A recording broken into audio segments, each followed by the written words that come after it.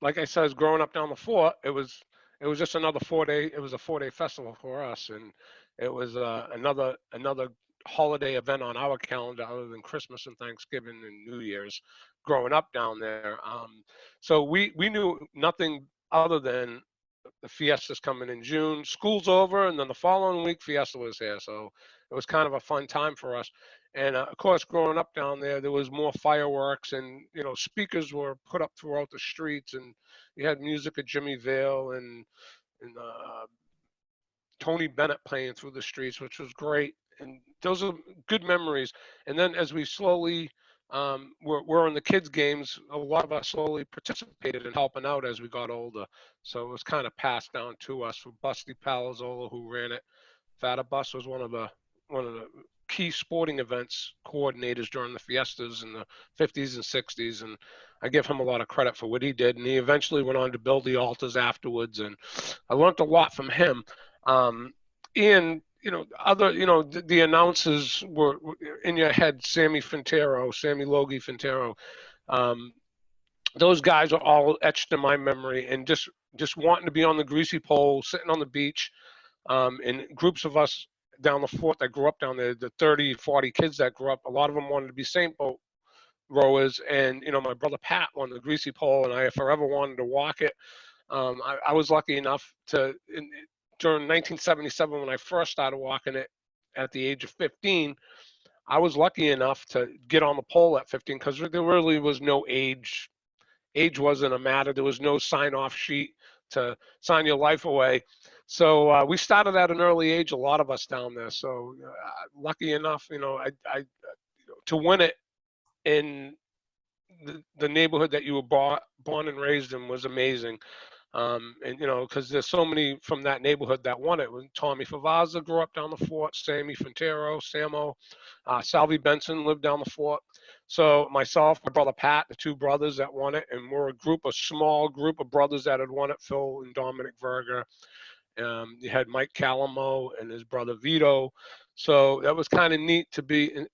I could say my mom and dad saw both their sons win the greasy pole as kind of a feat. It was kind of a nice thing to leave them, and they were both alive, luckily, when me and my brother Pat won. So that was a blessing too.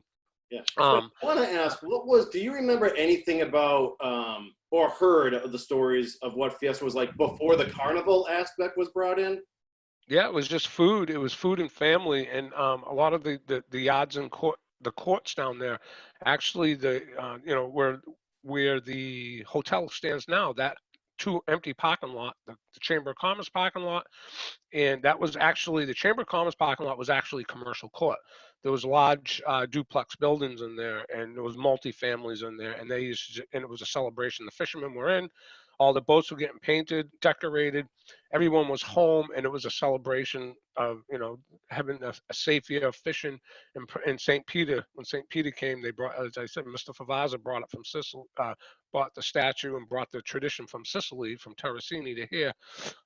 And what happened was, the more research I did on that book, I found out that the fishmongers along Gloucester wanted to do something bigger because they knew the North End had the fishermen's feast and says we can do the same thing here instead of just having families getting together when the fishermen were in, fixing their boats up, painting, re-gearing up for the summer. So he says, let's put some money, talk to the city. DPW was a big player in it back in the 1930s and 40s. If you go back in the old papers, they were huge. They were, in the mayor and the police department, and all the fishmongers pitched in. They talked to Tony Matarazzo from the North End. They decided to actually do a fiesta, and it was really the outcoming of the Sicilian neighborhood. It was their sort of say their introduction to Gloucester of being immigrants.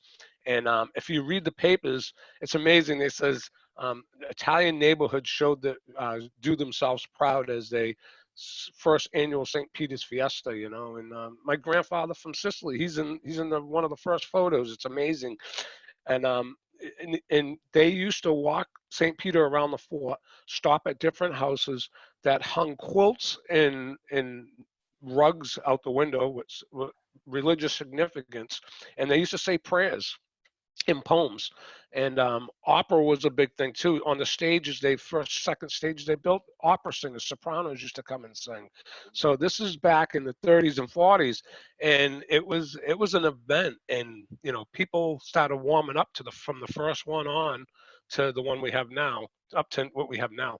I think it was more of a family related. There was more people, more fishing boats, as we all know, and the blessing of the fleet.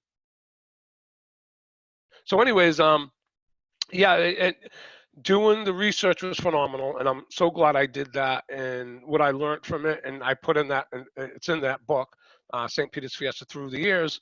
And you can get that at your local bookstores also. And I just read up something about Fiesta prizes together. I think I'm going to donate a few books to that too. I just read something on, so I think Leah Lavasco and somebody else is involved in it. But anyways, I'll be donating some books of that. It's a great book. It's old. We did it in 2000 with the Young Men's Coalition. I had the coffee shop in 1987, and what happened was all the fishermen were coming in, and I had some old photos out, and I said, "Oh, we got photos," and it just snowballed into people bringing a lot of photos into the coffee shop. I was making copies of them and giving them back, and they were signing a release. So someday we could do an exhibit, which we did an exhibit, about 500 photo exhibit at the Cape Ann Brewery where it stands now, and it used to be the SIU Union Hall. And that kind of brought a lot of people together again, and they were just happy to see old photos of their moms and dads when they were kids that they had never seen. It was pretty amazing to see their faces. So that was kind of cool. Hopefully we'll bring that back for the 400. That's something I'm looking into now. Yeah. All right. So Heather, I know you want to ask questions about the greasy pole, right? I just want to know what it's like to walk the greasy pole. And maybe let's talk about your first time at 15 years old. Was it scary? Was it just? It was, I wasn't scared. I was more my first walk ever. I was more. I was with my brother. My brother Pat was out there, and he just kind of said, "Calm down, just walk it, just like you walk it every day after the greasy pole's done." He goes, "You little rugrats used to swim out there and just take over the pole." And we used to play on it days after Monday and Tuesday after Sunday's greasy pole. That was our sanctuary out there. All the Fort kids would go out there, swim out there, and spend all day long out there. We used to just rest, hang out. It was our place to get away from the city, and we know it was our little island. And there was still grease on it, so we used to walk it. And so to me, to be out there again, I wasn't really scared. I was scared of the people on the pole. They were intimidating. All those you're amongst adults, and it's your first time walking. But my second year in, after the first year got that under my belt. The second year, I think Salvi won it again. I think it was Matza. My first year out there was when Matza actually stood at the end of the pole with that wonderful picture of him holding the flag, and I was in awe. I was like, oh my God! And then after that, Salvi won it. And then the following Saturday, unfortunately, we all went out there in memory of Benny Interranti. I was a close friend, a gentleman that grew up down the fort and fished out of Gloucester and never made it home. He was on the Captain Cosmo, and then we lost at sea. So it was more of that Saturday greasy pole was dedicated in his honor. And he was from the fort, and he hung out with the older gangs that I won't say gangs in a bad way, the groups of kids that hung out down the fort. He was an older. I always looked up to him as a younger kid, and he passed. So when I went out there, we all went out there, and whoever wins today was going to be a memory of Benny, and I was fortunate enough to win it that year, and when I hit the water, I just couldn't believe it. And it was dead high tide. I remember getting drowned. They were drowning me, and I was fighting them off, and I lost. The flag was insignificant to me. I lost that. I was fighting for my life, and finally, they backed off a lot of people. I swam in. I was totally exhausted, and somebody had handed me the flag. They go, "Here, this is yours." I go, "Well, I was fighting for my life in the water." So and to get carried through the streets, and I mean, it was amazing, especially beach court when I grew up and played there and played street hockey, football on that street, and to be carried amongst your friends through that neighborhood and seeing all the neighborhood parents crying and clapping. It was an honor. It was something I'll never forget. I was very lucky. I was just happy my mom and dad saw it, and my brother Pat couldn't have been prouder of me. And I told him, "Look, Pat, I did it." It was pretty emotional. It was a lot of fun, and forever etched in history and in memory of what you did. But there's more significance to the Fiesta. It's about religious, about family. That's just the side games they played. I was just one of them, and I was lucky enough to win it. I can live with that for the rest of my life, and I can pass it down to my children. And my son walks for me. And today he still does what he wants if he wants. And you have the honor of somebody walking in your name if you give up walking. And that stays with you forever. So it's pretty cool.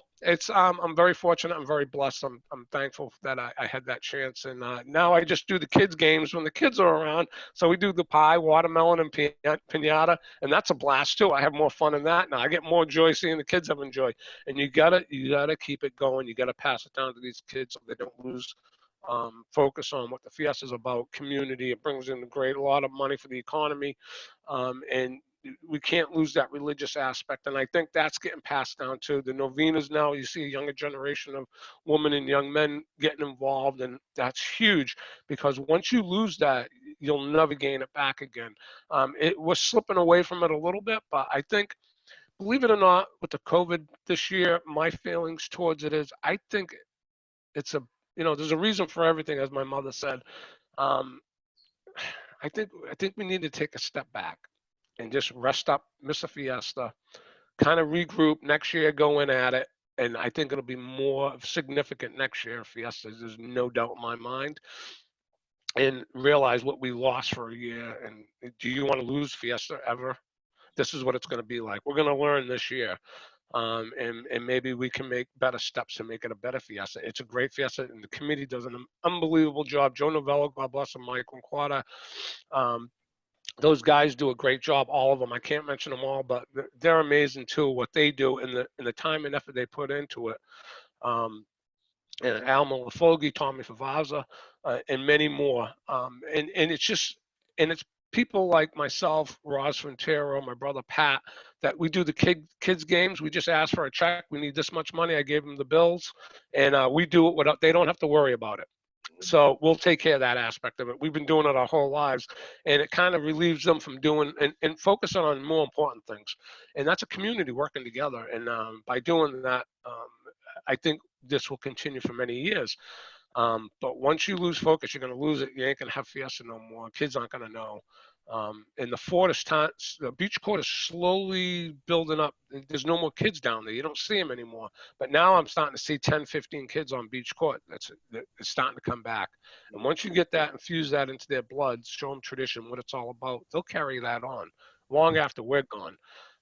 So I find myself pretty lucky growing up down there in Fort and having Fiesta every year. And it's like another extra holiday on the calendar. It's great points, Joe, because I remember I grew up in the 80s, but I had one side of my family was down on the boulevard. The other side was like Granite Street and Hubby Street and all that area. And the biggest part of Fiesta for us was going to eat on Sundays. And then as a family, everyone walked down to see the parade. That was Fiesta for us, Yeah.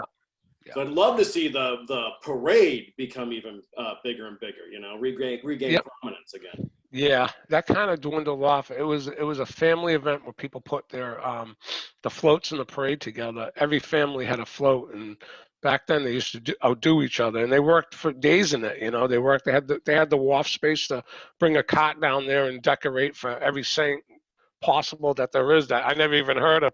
You see so many floats and these saints, it's like, wow, that was a saint, and it was very religious back then. It was very tied in. Cardinal Cushing was a driving force with the fishing fleet here too. And I mean, and the faith was strong back then. I mean, that's all they had. There was no electronic world we live in today, of course. Everything was power of prayer. It still is today. And I think it was their celebration too. And there was so many fishermen. Of course, the fishing fleet's gone now. We've got a handful of boats left, and that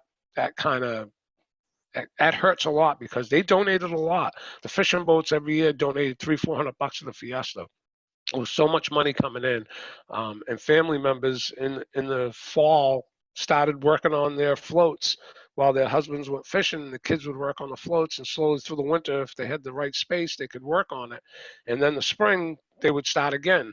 So you saw these elaborate floats, and there were so many of them, and it was such a colorful event. You look at some of the slides. I've seen slides of Fiesta from 1950. They're so vibrant. And of course, the slide projectors, those slides, the color and the quality of those photos are like it was like yesterday. So I just find it amazing. There's some great stuff out there. A lot of people, if you have photos and they're sitting in your attic, get them out there, let people see them, share them with people, post them. I try to post something every day for Fiesta, which I've been doing on Facebook, just so we have the memory of it there, and we can continue on and kind of regroup and gear till next year. Joe, and I know you wanted to talk about, to me, the other big sign of Fiesta has always been the building of the altar, and you get Viva Fever starting in early June. And you want to talk about just the construction of that and the history of that. Yeah, the history of that was pretty cool. They used to roll down in their trucks early morning in June, and we're 2 days out of the school year closing, so we're lazy-eyed in the morning, and all of a sudden you see those trucks with 40 red poles on it, and you see the decorations they're going to hang, and you talk about fever. Oh my God, it ripped through the whole fort and through the city, and just watching those guys, the Italian Matarazzo brothers, and Rudy, Eddie, we knew them by name, and used to run across the street and buy them sandwiches at Buzzy's while they worked on the altar. And like I said, the unspoken agreement was that we helped them change light bulbs. We all did it growing up down the fort. They used to lay the panels that they were going to hang on, the altar panels, and a lot of those lights they'd plug in. There'd be 50 lights out, and of course they'd look at us, and the kids would run over and we start replacing. They give us a bulb, and they used to get mad. Don't break the light bulbs. You break any light bulbs, it's going to be 5 cents every one. So it was like handling a delicate piece of what do they call it? The dynamite. Anyways, we replaced them, and when they left, the unspoken agreement was we got to play on the altar. That was our little sanctuary. So that was a lot of fun. And it was just part of in the builders knew that nothing was going to get stolen and nothing was going to get broken, and we guarded it that night while they were away. And of course, once it was all up, there was that magical box hanging off the side of the actually where Mom's kitchen is now. They used to have the electrical box for all the lights, and it was all hooked up 3 days before. And of course, somehow we found the ladder, and we used to always go up and hit those lights on. The cops used to come down and have to climb up and shut them off. That's when the fever's running high. We just couldn't wait. Well, they decorated. It's kind of dark out. You get a bunch of 30 kids that are bored down there. Let's go turn some lights on. And the place would light up like a wonderland at night with nobody around. It was pretty cool. So that was one of the things we did. Yep. I want to ask you, so in all the stories you're telling, and we know this, the fort plays such an important role because that's where so many of the fishing families lived, right? So is there any sort of, as the fort changes and has changed over the years, is there any sort of psychic or psychological replacement for the fort? Or do you feel like that's kind of like a symbol, still a symbol and a good one? It is. You have like 5 or 6 originating families still down the fort, and that's about it. The grandkids kind of took over some of the houses that they passed. Josie just passed away, in which the house at the very end of the fort, which they tore down, they're rebuilding a new home there now. That was really, I felt that was sad to see that come down, but it had to. It was falling apart. The Orlando house.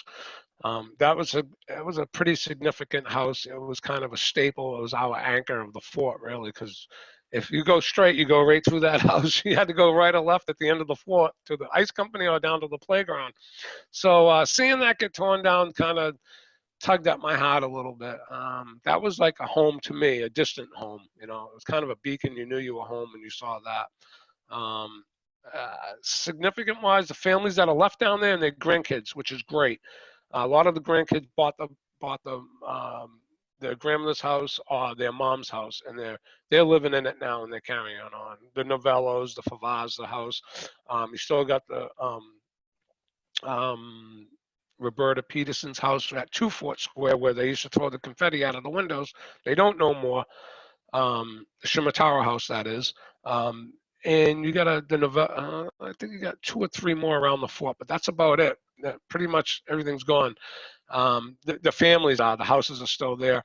And I guess they're not replacing it because there was kids in every one of those houses. And I guess that's they're not there no more. There's no more children down there, and there was so many kids. And I think, it's just the way we live today. It's single parents, you know, dual income, no kids, and there's a lot of that down there. So, but something, you got other people moving in down there. You got Jeff Amaro. He's starting to have his grandchildren down there. They're going to be part of the fort now. That's going to be part of the tradition of rerouting. Like I says, everything changes. You got to go through cycles. I think it's a cycle maybe, and I think the cycle now is coming back where we're going to have more kids. We got to teach those kids how we were in the older days and how Fiesta was. It'll never be the same without a fishing industry, without a full fleet. Maybe someday it'll come back. But I think we infuse enough people with it where this tradition will go on for another 50 years. It depends on which way the city swings its building plans. There's a lot that can happen down the fort. It could be a Nantucket. Which isn't bad. I think we got to do it medium. You got to do half and half. You got to slowly. The world's changed. We all know that. There's going to be a lot of change. Get used to it. We're getting used to it. The hotel definitely set an example. A lot of people are against it. A lot of people are for it. Something had to go there, and look at the people going down the fort now again.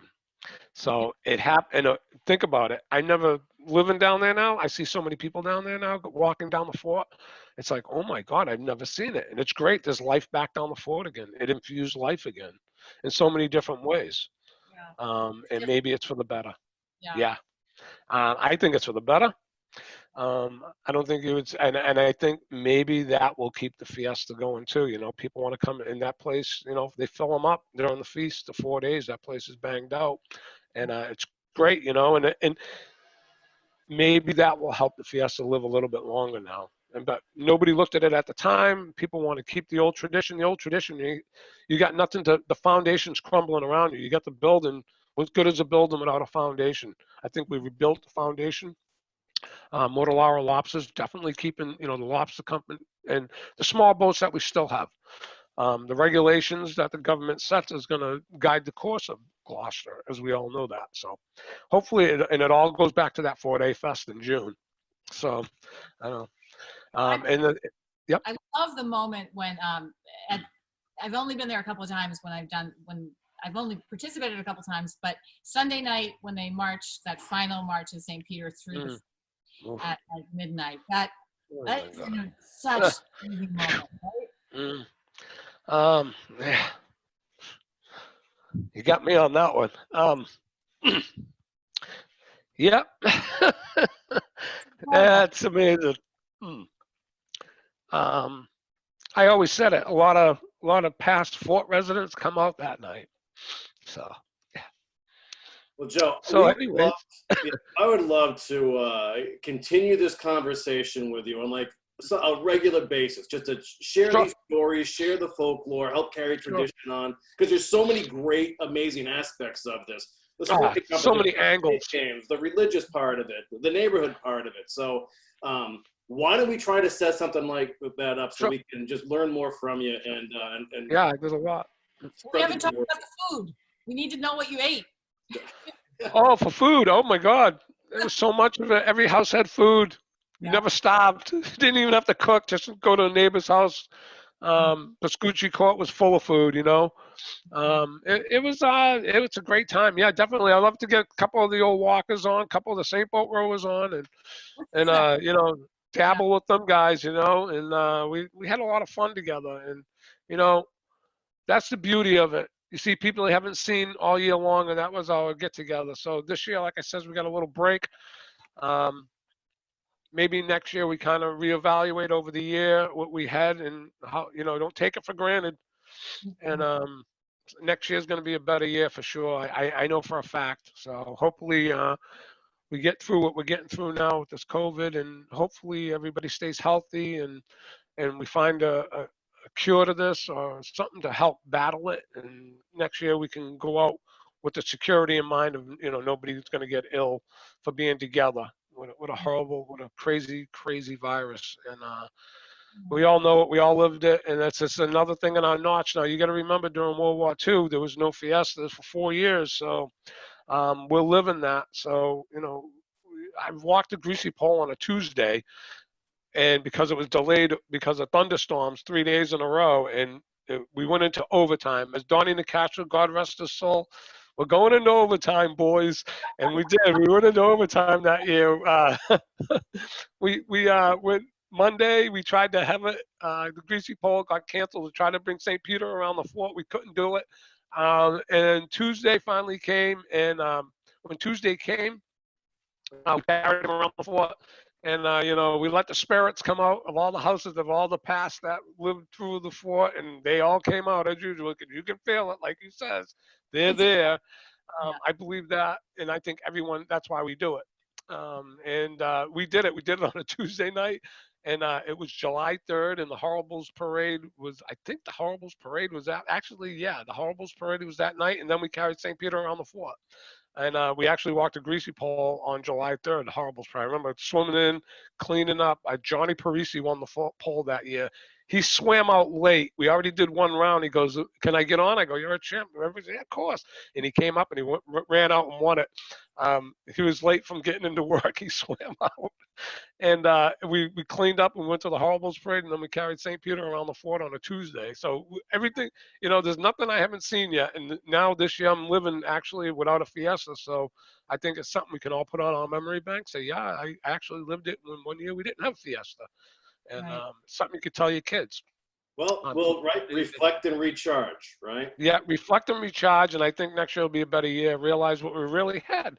I think people took it for granted, and hopefully the restaurants are open. It's killing me to see these restaurants not open, and we got to get them open. These people need to make money. We need to stimulate the economy in the city again, and every other city in the state of Mass, and through New England. So once we get that going, we know it's safe. And a lot of hard decisions on the state. They have to make the decisions. They don't want to do it. I believe that. I think they're being super cautious, and luckily we're not wearing masks as we talk right now. I'm so used to seeing people with masks. Good to see a real face. So, anyways, anytime you want to get together again, hopefully we can drag another champ in here, or a couple Saint Boat guys, and even Novena people talk about the Novena and the tradition. Talk to the woman of Novena and how they redid all the books, and my cousin Jean Marie Linquata, amazing. The stuff she's been doing to keep that going, and give her kudos, and all the girls, and Felicia and all them. The stuff they do is amazing, and it's like I said, it's just different webs of the whole community built together to do this. So it's kind of great. I'm glad to be a part of it. I'm just a little part with my brother Pat, Roz, my son, my nephew. They all help out with the kids' games now, and it's a lot of fun. We have a little bit more fun now doing it. So we try to keep the tradition going. Yeah, I mean, we really appreciate your time, Joe, and I'm going to hit you up after this, and we'll try to schedule a chat and keep the conversation alive. Yeah, and thank you for all you guys do. Thank you for being out there, the bridge, and 1623 Studios, and you guys infused a whole new asset into the city, that people can get out and talk, speak what they need to speak, and all the help you do in the city. Thank you guys. You're a big part of it too. So, anyone who wants to talk to us, let us know. We're open. Yep.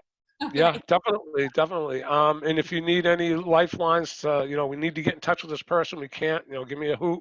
Maybe I can guide you to them. I'd be more than happy to help you guys out. Okay, take care, Joe, and stay well. Okay, thank you. Okay, Good seeing you. Bye. Hey, buona fiesta, viva.